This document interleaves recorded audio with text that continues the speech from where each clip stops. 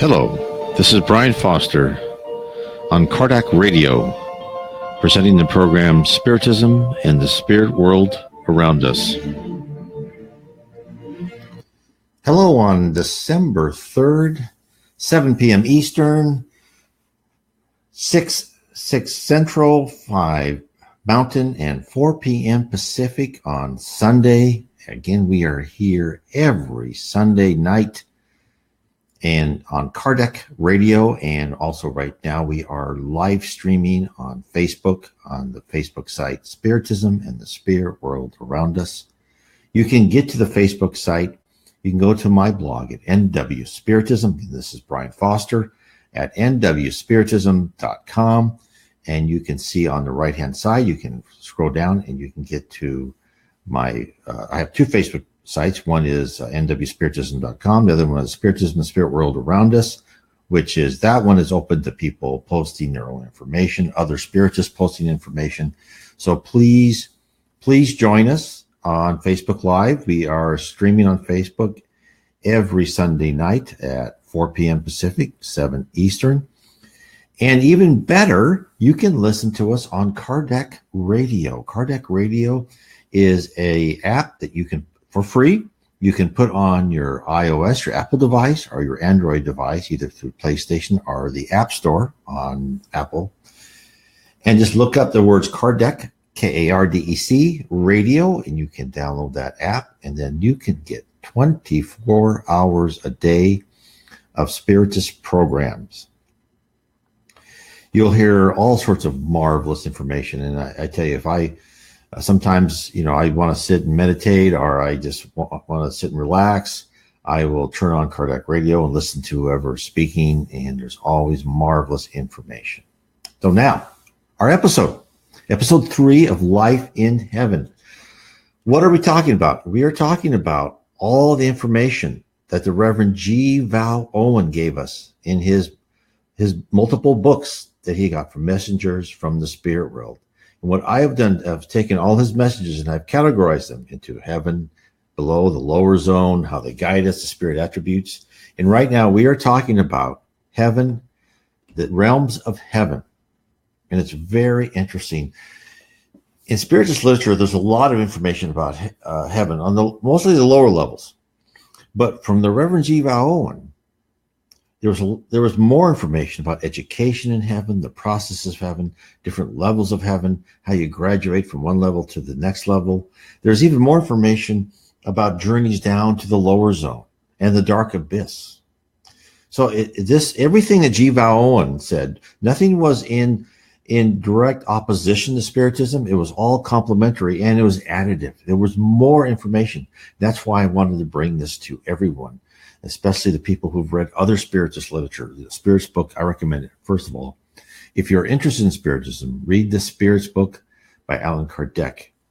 If you go to my blog, nwspiritism.com, there's a picture of Allan Kardec in the top right. You click on that picture, you'll get to the EDI-CEI bookstore, and it will give you all sorts of books by Allan Kardec, Francisco C. Xavier, also known to the Brazilians as Chico Xavier, who wrote more than 450 books. Not just a portion of them are in English, but they're all great. I cannot emphasize enough that you will just learn so much by reading about Spiritism. And did you know that 5% of Brazilians are Spiritists? So Spiritists, which is a doctrine, not a religion, has really caught on in Brazil. There are many wonderful people are Spiritists. In fact, we go to the Spiritist Center. We try to do it once a year in Rio de Janeiro, one of them in Rio de Janeiro. There's probably one in almost all the neighborhoods, the Sierra Fraterna. And it is a wonderful Spiritist Center. We have many, many good friends there. So let's talk about heaven. So just to give you a place, so Zabdiel, who was one of the messengers, pretty high level. I think by the time at the end of the book, he was already at the 11th level of heaven. Now, of course, when I say levels of heaven, there's other books. They talk about other levels, other numbering systems, and the spirits were quite explicit to the Reverend G. Vale when they said, okay, we're going to use 1 through 10, and the 11th being you kind of graduate, you become more of a creative force. You're actually doing things instead of going through and learning.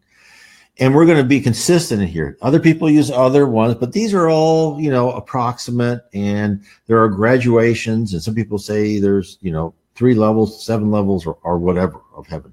But we're going to use this level and be consistent throughout our messages to you. So just want to make sure. So anybody says, well, that's not a level, just knows that's just the way they talk. So Zabdiel, who at the time he gave this message, was a resident on the 10th level of heaven. He writes about a city in heaven. Now, he doesn't tell us what level the city is located in. He tells us about the city for one purpose only, that our life on earth is but an interlude, and to become distracted in the pursuit of ill-gotten material goods are to be sidetracked by rationalizing away the presence of God means that our ability to enter a city, such as the one he defines, will be delayed for yet another stay in the regions below heaven. Now, haven't we all done that? I mean, that's me, right? I have rationalized away my thoughts of God. I have, and more importantly, or less fortunately, I should say, I've rationalized following my conscience, right? Our conscience is that set of divine laws given to us by God that we can follow so we can ascend. If we can learn to follow our conscience, there's nothing stopping us from ascending to heaven. It doesn't take much, just a lot of willpower, which is, of course, it's not easy. So what he says, he begins this. He says, far away, a light is rising in the sky, which overlaps the horizon like a violet tinted veil, and seems to drop behind it, curtailing the further distance from my sight. Between that horizon and the high rock on which I stand is a view as a wide stretching plain. Here at my feet, far down below, I see a temple, which in turn is still high above the city, which stretches around the base of the mountain. Domes and halls and mansions surrounded by lawns of emerald and flowers, flashing and sparkling like gems of many colors I see. Squares and statues and fountains, and many people whose robes outshine the flower beds and outnumber their colors. Move about in groups. One color to be seen is dominant over the rest, and that is gold, for that color is the principle of the city. Now, we have heard from other people that kind of each city, other spirits, actually people who've had NDEs and kind of see these things, but they see things kind of one-off, is that there's, different cities have dominant colors, because remember, when people wear their robes, their thoughts, their clothing reflects their thoughts. And also, no one's alone, like we're all interconnected here. And so then and with the law of affinity, you're placed like with like, right? People like you, and you're all connected. And then there seems to be a group effect, and you have dominant colors. So, the other thing I want to make sure you understand is while many religions and messages from individual spirits attempt to describe heaven to us here on earth, Spiritism supplies us with details from many spirit sources, all with common themes and all exposing slightly different aspects of life in the spirit realm. And the Spirit Zabdiel adds the accumulated expositions describing heaven, and his description was in book 2 of the book Life Beyond the Veil. And the book 2 was called The Highlands of Heaven. And he explained to the Reverend G. Vale Owen, who's an Anglican reverend during the 1910s and 20s, exactly, what he wanted to do. This is all during World War I, by the way, in England. Reverend G. Vale Owen lived in England. In fact, he gave all these messages. He didn't charge anything. He gave all these messages so they could be serialized in the newspaper. Then they were created in the book. He didn't take any money for these messages. And the Anglican Church, the Church of England, booted him out because his revelation of the spirit world and Spiritism was just too much for them at the time. So he wanted to tell us, Zabdiel, on this series of messages, wanted to tell us about the city, because that way we could see what could be waiting for us if we just try our best to improve. This is the reward. And of course, in Spiritist literature, they always say the reward for any sacrifice you make on earth is 100-fold in heaven. So he was completing a description of the city. He says, high walls stretch crescent-wise along the outer part, embrace the city as the horns bend in towards the mountain on either side. On these walls are watchers, not against foe, but to give tidings of what is forwards out on the vast plain from time to time, and to welcome friends who journey hither from regions far away. The walls are lapped by the waters of a lake, which is an extent as a sea or an ocean on earth would be measured, but yet is possible for those who are trained to watch the sea beyond it. The land on the farther shore, where light is growing and is seen kissing the sails and flashing oars of the ships as they go, some in one direction and some in the other, upon the bosom of the gently swelling sea. So there's sails, moving ships, other boats propelled by oars. It sounds more like a passage from a fantasy novel, does it not? It's, to me, I tell people, heaven is kind of a fantasy novel with people with great power mixed in with the idealized pageantry of a Renaissance fair with good sanitation, right? Other accounts from different authors mention the use of wagons and horses and other animals working beside spirits. Different levels of heaven correspond to the power of the resident spirits. The higher the level, more ability for the spirit to create from their mind. Therefore, life is idealized. The wind, so these boats, look upon a lake. These boats don't move by the wind hitting the sails or oars, or people are moving the oars. They're moved by willpower, right? They just use the sail as a thing of beauty. It's not like here where we have some of this new architecture where they say, form follows function, which is, and then with these ugly glass buildings we have. No, things are made to be beautiful.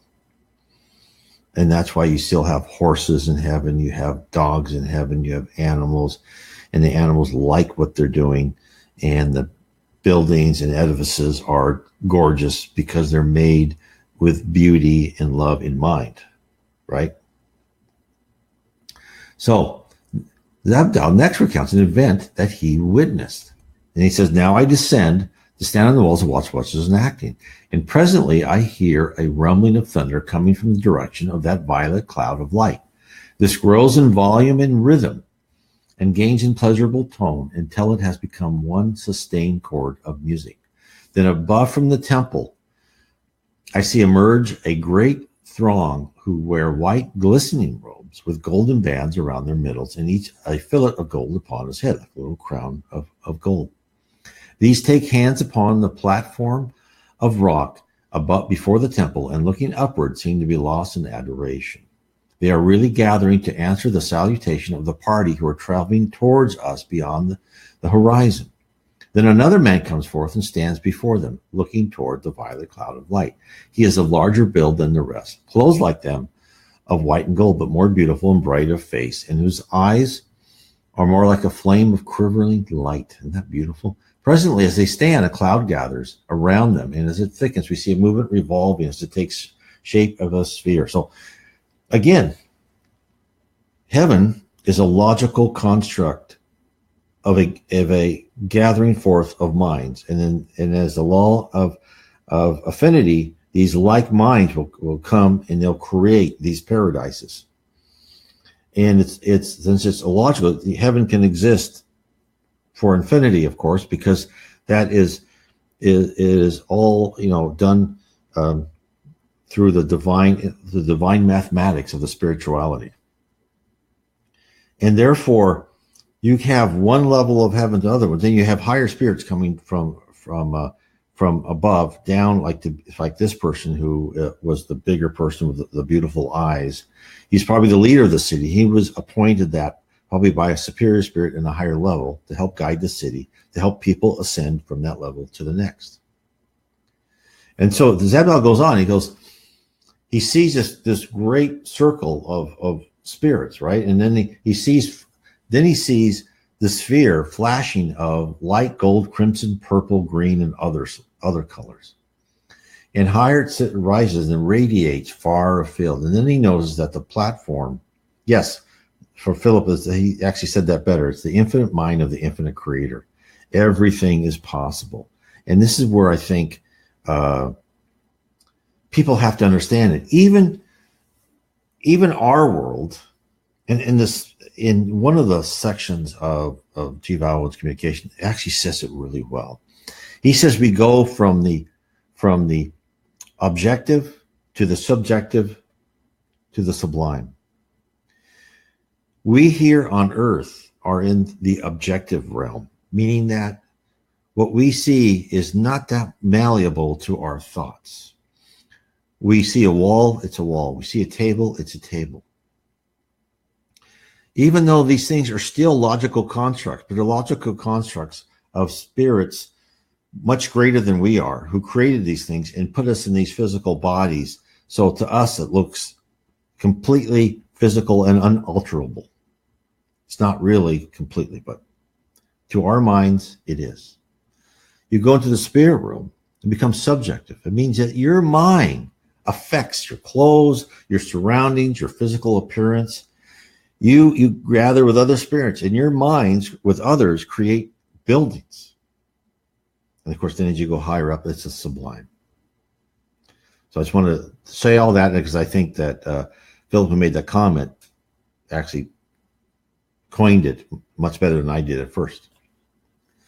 So he sees this wonderful whole entire scene is like a royal procession and put on by an empire of immense wealth, or a Raja who possesses a treasure just full of the brightest and deep sea rubies, right? It's the beyond our fantasy of here on earth. And on earth, when you have such events, that's meant to awe the masses and impress them with the absolute power of the rulers. In the spirit world, they're an exercise of the power learned. And as an example, in the lower rungs of heaven, there are colleges of color and light, which I talked before in previous episodes, where souls are just beginning to learn the command of their minds and apprehend the basic tools of the trade.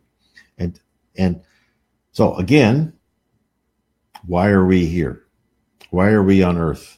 We're here to control our minds, so we too can create with our minds. Do you want people with no control over their emotions or thoughts to have that much power?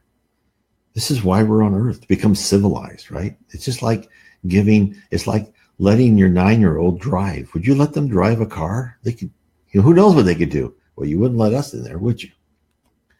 So spirits create not just to demonstrate superiority over lesser souls, but to entice them with what they may attain with hard work and dedication. And that's the important part. That is why they are showing them these things, right? It's as if the fantasy books were alive without villains, only loving mentors, living in the city of conjurers who strove to display sculptures of encouragement for junior wizards, right? And then he continues on with his description. He goes, our friends are seen and heard by those who come towards us from far away. And the two streams gradually approach, and so does the two strains of harmony. And they all blend together in wonderful beauty, but they're not neat together. That which in these realms answers the distance in yours is immense. These two in opposition are as if one of the stars you see from Earth should salute a sister star billions and billions of miles away and send her music to her in greetings. Receiving answer in like response, like light and sound together blended. Then could these two stars leave their moorings and the ends of space begin to come near to each other. So this is why this is in the infinite mind. This is infinity. This is how these things are displayed. So sound and light create a universal greeting. It's interesting that we intuitively realize this. If you remember the movie Close Encounters of the Third Kind, where they use sound and light to have a greeting with an alien race. These type of things, movies like Close Encounters of the Third Kind, other types of movies, they're not there just out of someone's fertile imagination. I mean, the person did have fertile imagination, but they are also inspirations in the spirit world, all preparing us for things that will come. What the spirits tell us is most inspiration comes from the spirit world. They use people, like they say, most geniuses are actually very good intuitive mediums, inspirational mediums who can understand information from the spirit world and help them create what they're going to create. So that's how we're guided, right? We're not put on earth just to sit there and wallow and do the best we can. We're guided and we're told, we're guided to where we need to go. So what Zabdal says is these visitors, were from a higher sphere who brought a gift for the entire city, a present to enable every resident to advance one more step to a higher sphere. Even the city itself glowed with satisfaction after the great event. And I have read other instances where during a large gathering, certain individuals or whole crowds are given some new token, learning or powered by spirits from a higher sphere. What exactly this entails is not described, probably because in order to properly explain what occurred would take volumes and in a language we could not comprehend. But nevertheless, I'll try and give you my interpretation. As we ascend, we become more receptive to the light. And by that I mean more able to reflect the love of the spirit world from within us. Because we are more able to fully accept that we must love and cherish all. That we have removed the more of the baser characteristics such as envy from our personality, the foundation of our personality. All of our inner substance is known to higher spirits. Hence, they know when we are ready to begin the next lesson. Therefore, as a student who advances from basic math to more complex equations is given a calculator that displays sine waves and other functions, instead of just a simple device, spirits too are granted gifts, abilities that reside within them. And after they are turned on by superior spirits, abilities that now have to be explored and learned, abilities that must be exercised. Just like anyone else, you're given more, you are given more information to exercise and show. And I go into more spirit attributes and how they are with my book, Spirits in the Spirit Universe, book 2. About the different attributes of spirits, the different powers of spirits, all revealed by the Reverend G. Vale Owen. And it's why were we told all this? Because nothing you hear from the spirit world via Spiritism is by chance. They didn't just have a spirit. Oh, go talk to this Reverend G. Vale Owen or the spirits Andre Louis. Go talk to Chico Xavier and write a book. No. It's all planned out. It's all meant to tell us those things which we should absorb and learn and think about and know why we're on earth and how and what our life on here is all about and what we want to do when we come to the spirit world. There's nothing by chance that happens. So that's where we're here to gain a little bit of maturity, right? Just like you hope your fifth grader becomes a little bit more social, right? And it's the same thing for us here on earth is to, really refine our insides. So then at the last, Zabdal says, he says, look, I've given you this image of a city.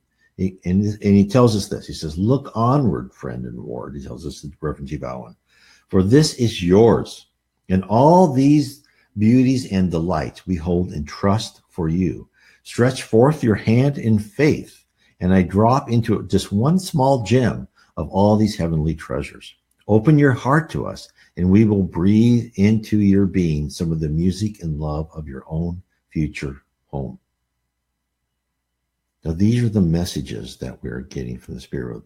They're not saying, come here or you're going to burn in hellfire, right? They're saying, look, you have a choice. We're going to show you this idealized version of what you've always been dreaming of, but you have to work for it. If you don't want to work for it, that's your free will. You don't have to. You can stay where you are for life after life after life. And if the planet of Earth becomes a planet of regeneration, well, you can go to another planet of atonement. That's where we are now. This reincarnation. The multiple incarnation, the multiple lives explain everything on earth. Why we're here, how we progress. And this is why we're showing these glimpses of heaven. This is why I wanted to go through this. And this is why the knowledge of horse-drawn carts and chariots and groups of people walking to the shores of a great ocean to greet new arrivals and all under the leadership of a high spirit. It sounds like a passage from a fantasy novel. and which we read to escape our often disappointing and chaotic life. We long for a world of light and love filled with beauty, of friendships lasting forever and kindness spilling out from each and every one of us. A place where animals are our willing workmates and the delight of form outweighs function. This is real. This is heaven. And here's another story from Zabdal. He was on a road and he meets a group of travelers. So he's giving us little snippets. These glimpses of heaven, via Spiritism, either from Chico Xavier, Leon Denis, Divaldo Franco, another wonderful author, Ivan Piera. These books are on the EDIC bookstore site, where you click the picture of Allan Kardec on the top right hand of my site. You'll go to the bookstore. Also, if you put in Allan Kardec and then PDF, you find all of Allan Kardec's on PDF. That's how I found Spiritism. I didn't have to pay for anything, so you can find his books on PDF. It's great. So he finds a group of travelers on a road. He says, they are some afoot, some on horses, some on wagons or chariots, open vehicles they are, of wood and with gold about them for binding and bordering, and also devices on their front parts, which tell of what realm and order the riders are. The garments of the throng are many colors, but the dominating one is mauve, deepening into purple. There are about 300 men, and I receive and give salutation, require whether they are bound and in what manner of business. So again, he's giving us this little glimpse, and he's telling us, okay, there's this caravan of people he encounters. Where are they going? And then why are they using chariots? Why are they walking? They don't need to walk. In the spirit world, you can have volitation, which was a word coined by the spirits who talked to Francisco C. Xavier. Volitation is the speed of travel by thought. There is no speed limit. There's no speed limit. The light is not the speed limit in the spirit world. The light is how fast you think. So you move from one place to another by your thought. So you don't have to travel by wagon. You don't have to walk anywhere. But why do they do that? Why do you like to go on vacation and sometimes just take a steam train ride or a buggy ride, right? It's the beauty and the pleasure. This is why these people are walking. They're having fun, right? And so he asks them where they're going. He says they're traveling to meet new spirits who are now allowed to ascend to the 10th level of heaven. And previously they resided in the 9th level, but now they've garnered enough spiritual capital to warrant promotion. And the spirit who was the leader is Harlowen. He's the spirit actually from the 11th level. He decided to amass people from the original group who advanced earlier, so the newcomers would feel welcome. And so Zabda says, okay, I'm going to walk with you and see what's going on. And they walk through these, canyons and rocks and forests, and then, roads where there was a forest of a canopy of trees. And then they finally came to another colony, and it bordered the ocean. And they went through all this, and they call it the gate of the sea. And before, he was on this cliff, and he could see the great ocean. And it was very beautiful. He could see it. And they got there, and of course, High Spirits knows how to time everything. He says that their time well for a leader. The leader Harlowen had the powers, which are the sphere beyond, able to use the force of this zone with so much greater ease that he arranged for the company to arrive there just at the perfect time, right? So they get to the shore and they start seeing the people coming. So, and again, this is like one group. Some of the group went to the 10th level, the other group stayed in the 9th, but then the other people started catching up. They started learning. And this is why there's all camaraderie. There's these wonderful colleagues that people are together. So then he says, okay, he saw this, he looked up, was on this looking at the ocean, but then he saw on this mountain, he saw this beautiful woman, it's like their mother was standing, and she was robed from head to foot in silver gossamer. And she shone through her robe like a beautiful glittering diamond or pearl endowed with life and fresh vitality. And she looked intently at the party on the sea and then began making a weaving movement with her hands. So now what she's doing is she's conjuring, right? She's using the power of her mind, and she's actually creating something from the universal fluid of the universe to welcome these people. And he saw this large bouquet of flowers was taking shape between her hands. And then she changed her movement to begin to float out through the air.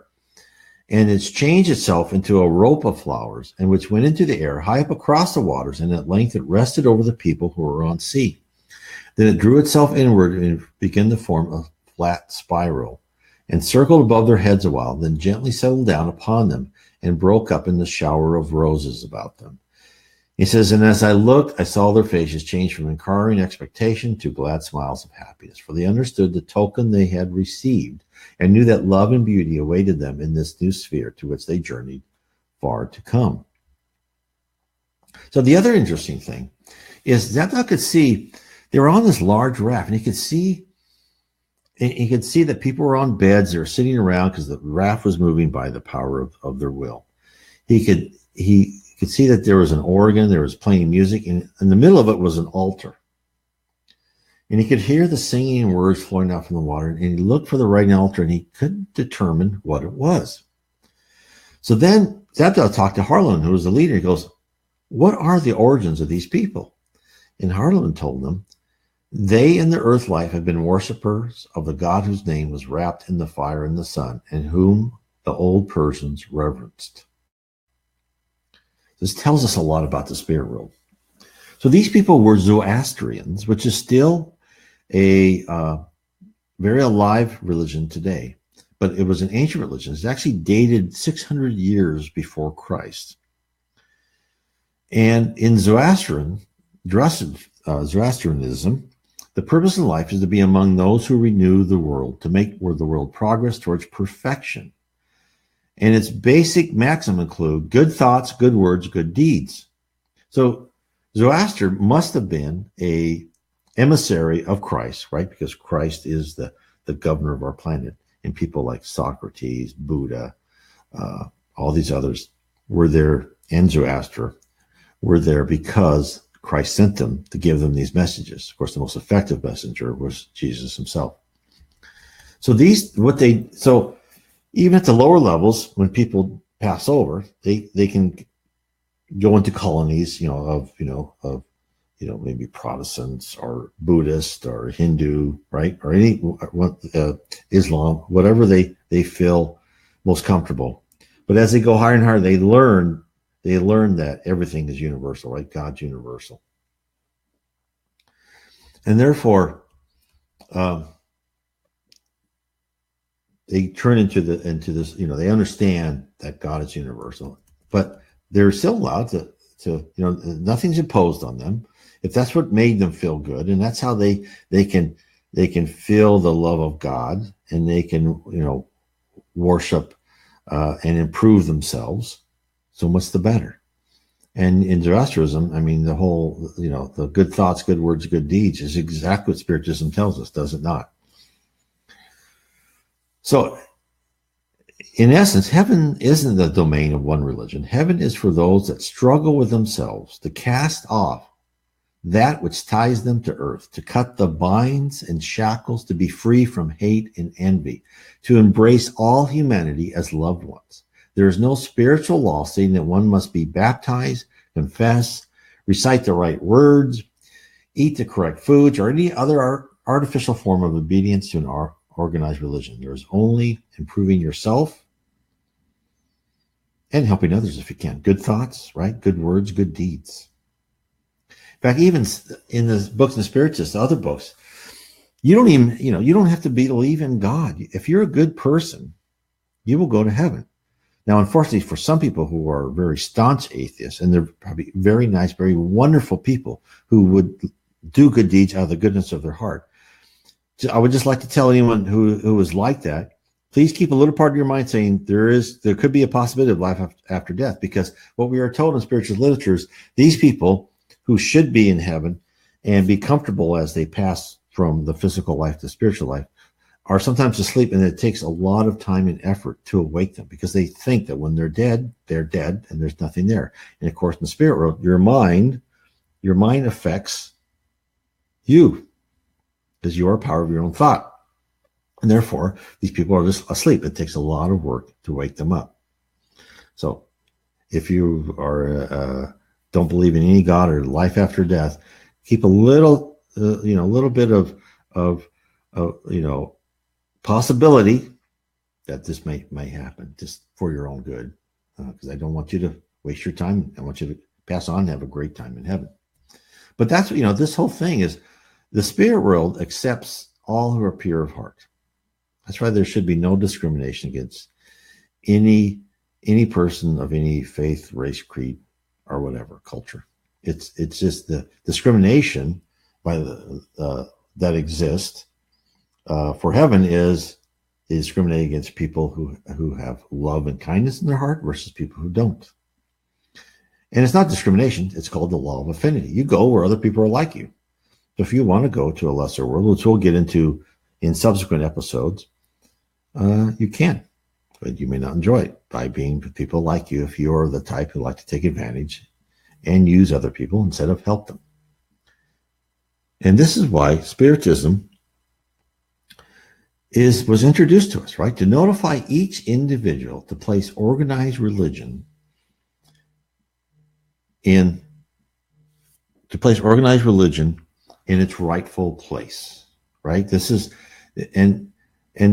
the important message. The vital point is that whatever form we wish to illustrate, promote our spirituality is accepted by the spirit realm. Zabdal tells us, as we grow, the past ceremonies and particular beliefs melt away like a glacier meeting the ocean, right? Becoming one. And this is what Zabdal says. He goes, you must know that when people first come out of the earth life into the first stage of their eternal life on this side, they are as they left earth. This much you know. They who have any serious religion at all continue their worship and manner of life and conduct according to that religion as to its main and leading principles. But as they progress, there is a winnowing, and the chaff is blown away, one fistful after another, as they go on from sphere to sphere. Yet while some shoot ahead, the bulk linger and go more leisurely onward, and those who have left them behind come back to them from time to time to instruct them. So they go on from age to age, and realm to realm, and sphere to sphere. And all the while they approach nearer to the universal idea of the All-Father. Brethren, they still are together, but they learn to welcome and then to love brethren of other modes of religious thought and beliefs, as these others do also. And so there is a constant and increasing intercourse between those of varying creed. So isn't this wonderful, right? I mean, this shows you what is waiting for you. And then Zabdal goes on to describe, these people met, they took them, and they said they took, okay, we're now going to walk to your new home. And it was just a wonderful description. So now I want to talk about another really important aspect. And this is another revelation that if I had thought about it correctly, I should have known. But this is that faith is measurable in the spirit realm. So think about that. And in the 10th level of heaven, Zabdal, he could create like a live dove, a bird from his willpower alone. And he did that as an object lesson to young children. And he revealed that we have the potential power we possess as we ascend. All we have to do is we work at it. And he tells us this. He introduces this concept that faith is measurable by explaining how he went to inspect certain houses and villages in the 10th level of heaven at the request of his superior. And first he defines what he means by faith. He goes, according to your faith, be it unto you. That's what was said in the Bible. This stands a promise of power today as when he first said it, and it may be claimed with full assurance of fulfillment. Only that faith must be present, and then the present enablement will be manifest in ways diverse, but with no uncertainty of cause and effect. Now, to this alone, this is not alone to you, but to us here in these spheres progressed and progressive. It is the acquiring of faith and exercise that we study to compass it, and that gotten we are powerful to help others and ourselves to enjoy. For it is delight and pleasure to give more than to receive, as he said. But do not mistake the nature of faith in using it. In the earth life, it is an indefinite quality as mostly understood, something between trustfulness and a right understanding of what is truth. But here, when we study all things as to their essence, we know that faith is more than this. It is power capable of scientific analysis in a measure in correspondence with the progress made by any man. Think about that for a minute. Think about the movies and books you've read where you have people who conjure and will, and it's always, and this is like humans intuitively know this. It's always this young person struggles with trying to focus his mind and believe that he or she has the power to accomplish. And then something happens. There's always a triggering event, right? Something happens, and they're able to command, right? To create something out of nothing. People have this because this is how it works in the spirit world, is that, faith on earth, practiced by humans, is like a toy car used as a plaything for a toddler, right? They know the car goes to and fro, but how it works, how to command it, how to pass the driver's test, how to pay for the insurance, all are concepts beyond their capability. That's kind of the level we are on earth. And in our way, we know that faith exists, right? We know that to have faith means to believe, even in the absence of absolute proof, that is enough for us to learn that we are, while we're enrolled in the campus called earth. Later in the spirit realm, we shall be introduced to a higher concept. One could ask, why don't we know this now? One hears a statement, why doesn't God just show himself? Then we would all believe, right? So the answer is that we are put here to learn and analyze our surroundings and the phenomena occurring around us so we can logically deduce the presence of God and the spirit world. Then have faith of what this means to our life and our beliefs on this planet. We are being tested to determine our intellectual and our emotional ability. We are being challenged to understand that faith must rest upon a firm foundation. Why are we on earth? To remove the blemishes, to strengthen our personality, to strengthen our character. Part of that is for us to understand in a very ethereal way faith, and have faith that yes, there is a spirit world, even though I don't have proof stamped anywhere. Like for me, for anyone listening to this broadcast knows there's a spirit world. Now, can they take it to a court and prove it? No, but somehow in their own evidence, right? Their own mind, the evidence has accumulated to give them a strong foundation. And that's what the spirit world wants us to do while we're on earth. So we're being challenged that we have to create that firm foundation of character to have faith. And once we've proven ourselves the reality of the base, right, the next step is for us to have faith in the logical extension of the revelation of our certainty. As an example, once we know that another world is guiding us with love and compassion, then we should interpolate that there are moral absolutes that we should follow. We should not hesitate to follow our conscience and choose the right path, even if that means a lack of a transitory material pleasure. This is not difficult to learn since we practice faith every day. Let me give you an example. When we wake up in the morning, drive to work, you have faith that your car will start, the roads will be passable, and that other drivers are following the rules, so you too can make your way to your destination. You aren't beset with worries that the bridge will be down or that road cars will ram you on your way to the office. We have faith because we see how the society we live in operates. We logically expand on what other aspects the rules of society may affect. We modify our behavior to live within the written and unwritten laws of our culture. So we have faith every day.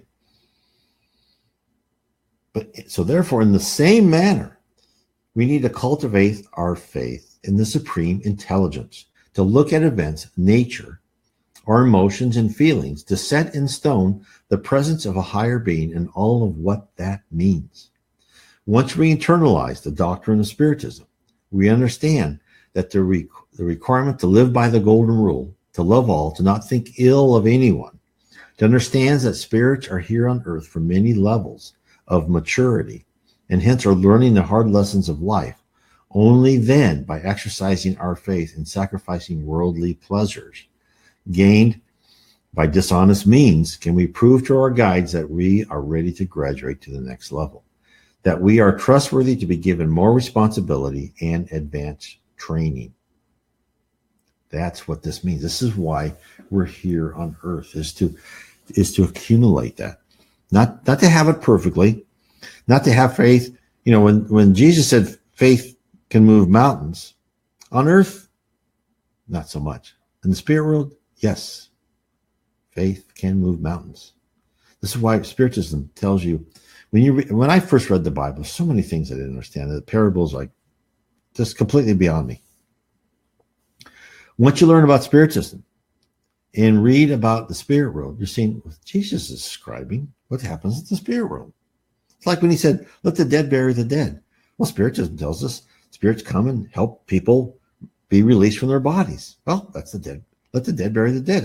He said, no, that's taken care of. He wasn't saying, forget everything and follow me. He was just giving that person the truth. This is where, I mean, it's just, the Bible becomes so much more alive. Like, oh my heavens, this is what this means.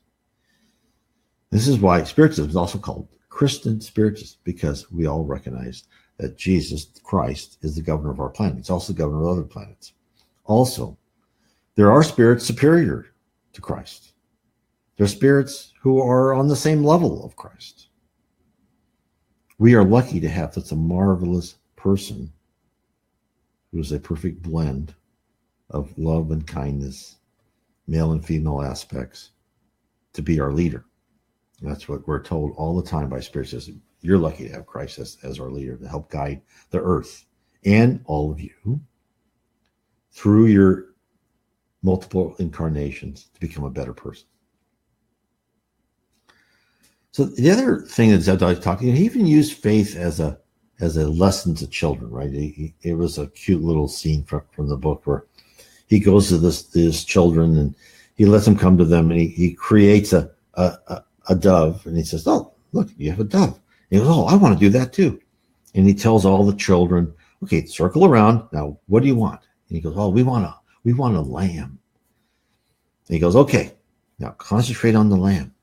And they couldn't create a lamb. He goes, look, you're not strong enough to create a lamb right now, but you will be. But look over there, because you're wishing to want a lamb.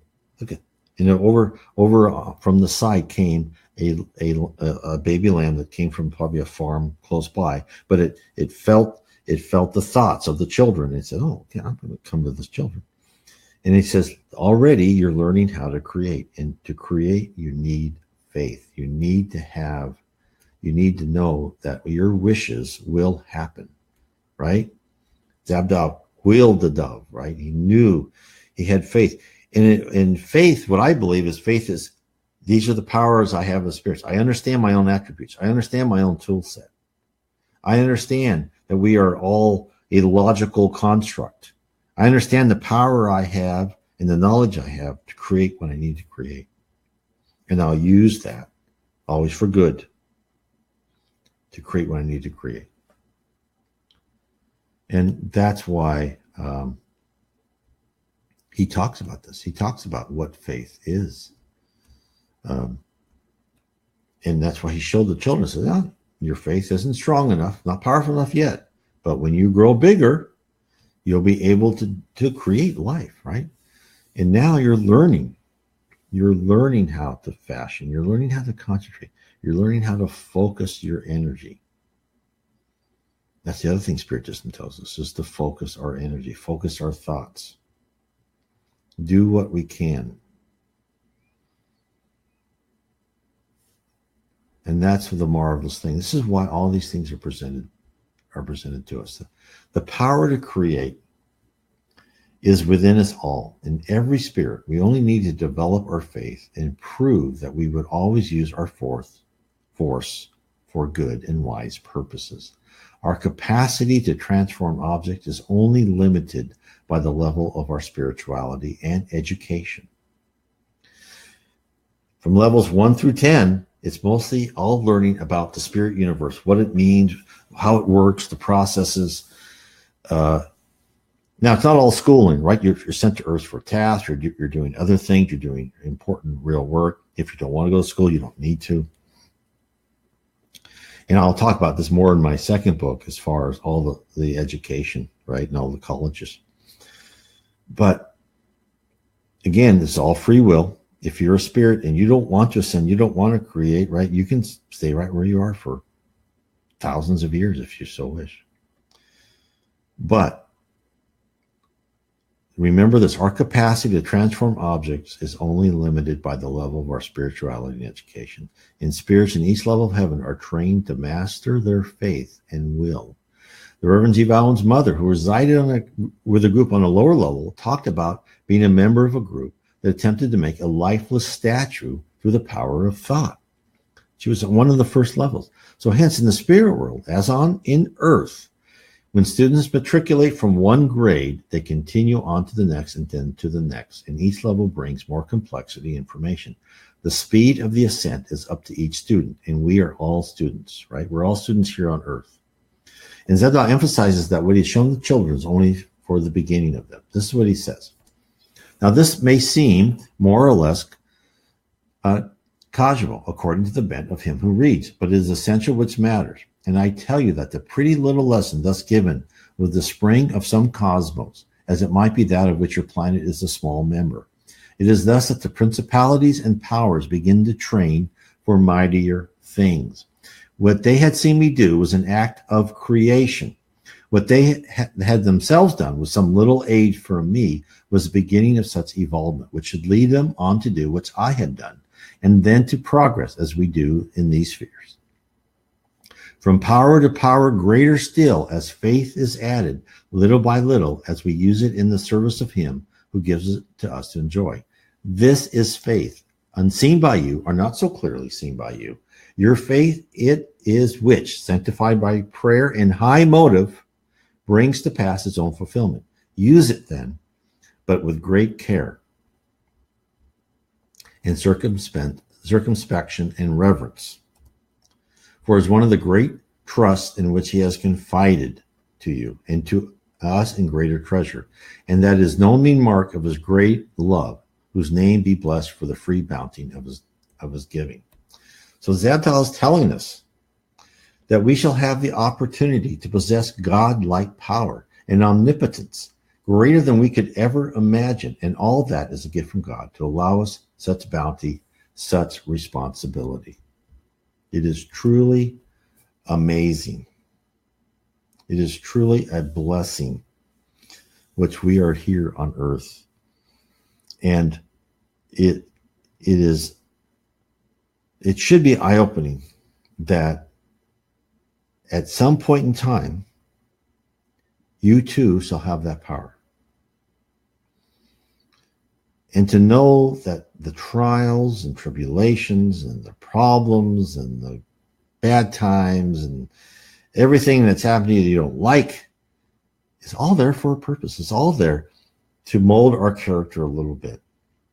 And that's why as you begin to understand Spiritism, it enables you to stand back from your troubles and stand back and say, okay, well, this happened to me, but, I guess this is something I needed to learn. I have an experience. I'm going to internalize it, and I'm going to learn that what was done to me, I will never do to another person. Because how do we learn here on earth, right? You've seen kids, right? You've seen people where don't do that, right? Don't put your hand there. Don't put your hand on the hot stove, right? And of course they have to put their hand on the hot stove, and then it burns, and now they've learned, right? They had to learn the hard way. They couldn't listen to reason, because sometimes it takes a little bit of pain and suffering to say, oh, okay, I get that, right? Before it's like, okay, yeah, you told me I'll do that, but I'm not quite so sure. I think I know more than you do. That's how we learn on earth. This is why earth looks chaotic, cruel, injustice. That's why good things happen to terrible people and terrible things happen to good people. It's because of the effects of past lives, what they're learning in this life, what new experiences they have to go through. There's these complex, intertwined lesson plans for each of us. Everything we do is part of this great tapestry. So this is the wonderful thing I want to present to you, that this is what happens. So I hope this helps you, and I hope this has been interesting for you. I want to again ask every one of you to please remember, we are here every Sunday at 4:00, and there is nothing more I could want than have you listen, ask me comments. Sometimes I get hardly any comments. Sometimes I get all sorts of comments. I don't mind going off track. If you have a question about something that I'm not even talking about, go ahead and ask it, please. I am here to help everyone on their spiritual progress. And talking about this helps me too, because sometimes it helps, just like when a teacher teaches something, they really learn the subject, right? So it helps me keep reading and talking about it and learning the subject. And I hope I can be of help. And what I hope is that people explore Spiritism, look up Allan Kardec. Let me write this down here so I can make sure that you know what to look up. Allan Kardec.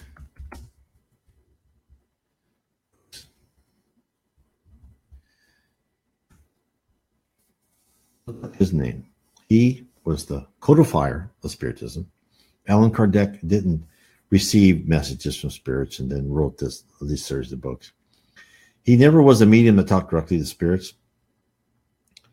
He codified it. He was an intuitive medium that he wrote down this list of 1,019 questions, and he gave these questions to mediums throughout Europe, and he didn't put them in the book until he had a similar answer to the questions. And then he knew that by different mediums, and they all got the same type of message from the spirit. So that's just why I think Spiritism is such a good foundation. And Spiritism, of course, is an answer from the New Testament, where Jesus promised us a new consoler that will give us more information. This is exactly what happened in the 1850s.